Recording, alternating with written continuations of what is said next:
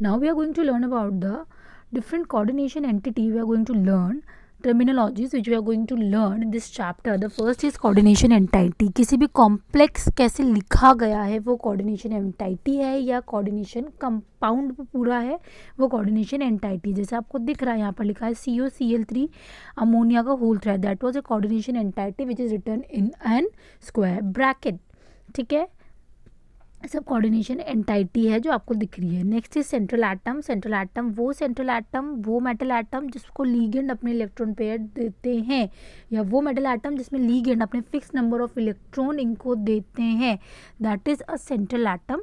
जैसे आपको कॉम्प्लेक्स दे रखा है यहाँ पर निकल Cl2H2 का whole 4, that is central atom. कौन है यहाँ पर? निकल. और लीगेंड कौन है यहाँ पर? क्लोरीन है, एक्वा है मीन्स वाटर है. ठीक है, जितने भी सेंट्रल मेटल एटम होते हैं सारे कैसे होते हैं? Lewis acid. अब बात चलती है सबसे इंपॉर्टेंट लीगेंड. वो एटम, वो आयन, वो मॉलिक्यूल, जनरली एटम नहीं होते, जनरली आयन या मॉलिक्यूल ही होते हैं, which donate electron to central metal atom by coordination bond, they are refers to as ligand. और ये छोटे छोटे मॉलिक्यूल भी हो सकते हैं, ये लार्ज मॉलिक्यूल भी हो सकते हैं. अब आती है इनकी डेंटिसिटी कि ये कितने अपने डोनर एटम से लीगेंड, अपने डोनर एटम से लीगेंड कितने मेटल एटम से जुड़ते हैं. ठीक है, अगर ये एक डोनर एटम से जुड़ते हैं then they refers to as unidentate, जिसमें एक ही डोनर एटम हो. अगर इसमें एक से ज़्यादा हो दैट वाज डाइडेंडेंट, 2 से डोनेट कर रहा हो तो, 3 से ट्राइडेंडेंट, और 4 से करे तो टेट्रा, और 6 से करे तो हेक्साडेंडेंट लीगेंड हम इन्हें बोलते हैं. 6 डोनर एटम है तो EDT है, जैसे आपके सामने दे रखा है एथिलीन डायमीन टेट्राएसिटेट आयन है ये. ठीक है, अगर एथिलीन डायमीन है या ऑक्जिलेट है या इथेन 1,2 डायमीन है, ये कैसे? डाइडेंडेंट, मतलब 2 जगह से ये डोनेट कर सकते हैं एक सेंट्रल मेटल एटम को. और ये क्या बनाते हैं? जब अगर एक से ज़्यादा मीन्स यूनिडेंडेंट को छोड़ दो, डाइडेंडेंट ले रहे हो आप या टेट्राडेंडेंट ले रहे हो या हेक्साडेंडेंट, तो चीलेट रिंग्स बनने लग जाती है. ये कॉम्प्लेक्सेस चीलेटिंग कॉम्प्लेक्सेस होते हैं और ये लीगेंड चीलेट लिगेंड्स भी कहते हैं. ठीक है, आपको देखा चीलेट लिंग. नेक्स्ट है हमारे पास जो टर्मिनोलॉजी डेट वाज एम्बिडेंडेंट लीगेंड. एक ही हमारे पास डोनर एटम, एक ही हमारे पास एक लीगेंड है. ठीक है, एक ही लीगेंड है लेकिन उसके पास 2 डोनर एटम हो, कभी वो एक से करे कभी वो दूसरे से डोनेट करे. फॉर एन एग्जांपल नाइट्रो वाला आपको दे रखा है, थायोसाइनेट आयन दे रखा है. अगर ये चाहे, अगर ये ऑक्सीजन से दे रहा है तो इसको बोलते हैं नाइट्रिटो ओ. अगर ये अपने इलेक्ट्रॉन पेयर डोनेट करता है नाइट्रोजन से तो उसको क्या बोलते हैं? नाइट्रिटो एन. नीचे आपको थायोसाइनेट दे रखा है, अगर ये सल्फर से डोनेट करता है तो क्या बोलते हैं? थायोसाइनोटो एस. अगर ये नाइट्रोजन से डोनेट कर रहा है तो उसको क्या बोलते हैं? Thiocyanato N. That is ambident ligand, जिनके पास डोनर एटम एक से ज़्यादा है लेकिन at a time any one से ये डोनेट करते हैं. ओके, होने में ये भी एक टाइप की यूनिडेंडेंट है. डेंटिसिटी तो इनकी भी क्या काउंट होगी? 1.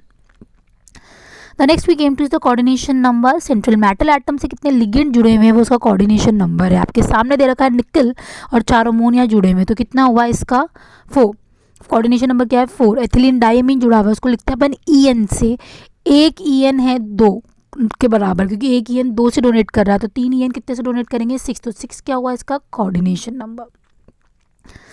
The next is coordination sphere. Square bracket के अंदर लिखा हुआ क्या कहलाता है? सारा का सारा कोऑर्डिनेशन स्फेयर. आप ये बात हमेशा याद रखोगे, जब भी हम कोऑर्डिनेशन कंपाउंड पढ़ रहे हैं तो हम हमेशा किस में बात करते हैं? सिग्मा बॉन्ड की, ना कि पाई बॉन्ड की, क्योंकि डोनर के बाद, डोनेशन के बाद हमेशा कौन से बॉन्ड बनते हैं? सिग्मा, ना कि पाई.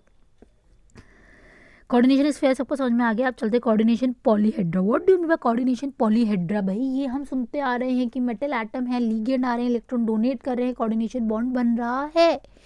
ये बना, लेकिन लीगेंड मेटल एटम से चारों तरफ किस तरह अरेंज है? That is refers to as coordination polyhedra.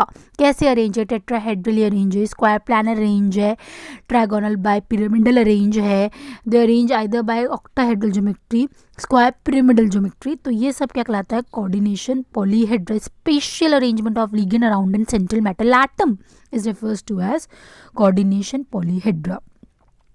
Oxidation number of central atom. Central atom पे कितना ज़्यादा चार्ज है वो उसका क्या होता है? Oxidation number. ये हम निकालते हैं, हम सीखेंगे.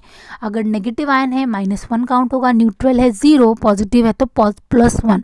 तो वो हम चार्ज कैसे निकालेंगे हम सीखेंगे. होमोलेप्टिक एंड हेट्रोलेप्टिक कॉम्प्लेक्सेस, अगर एक कोई भी कोऑर्डिनेशन स्फेयर है, एक सेंट्रल मेटल एटम है, मेटल एटम जनरली 1 ही होते हैं, 1 ही रहेंगे क्योंकि आपके कोर्स में पॉलीन्यूक्लियर नहीं है, तो 1 है, उसको कितने लिगेंड ने डोनेट किया, अगर वो सारे लिगेंड सेम है then they are refers to as homoleptic. अगर एक से ज़्यादा डोनर खड़े हैं then they are refers to as heteroleptic. जैसे आपको ऊपर वाला कॉम्प्लेक्स दे रखा है, इसमें सारे डोनर एटम कौन है, ammonia, that was an homoleptic complex. नीचे वाले में अमोनिया तो है ही, साथ ही साथ में कौन है, क्लोरीन, एमीन भी है, क्लोरो भी है, that was means it was an heteroleptic complex. Homo में ओनली 1 डोनेट करता है, हेट्रो में मोर देन 1 डोनेट करता है, ठीक है। तो homoleptic and heteroleptic complexes, okay.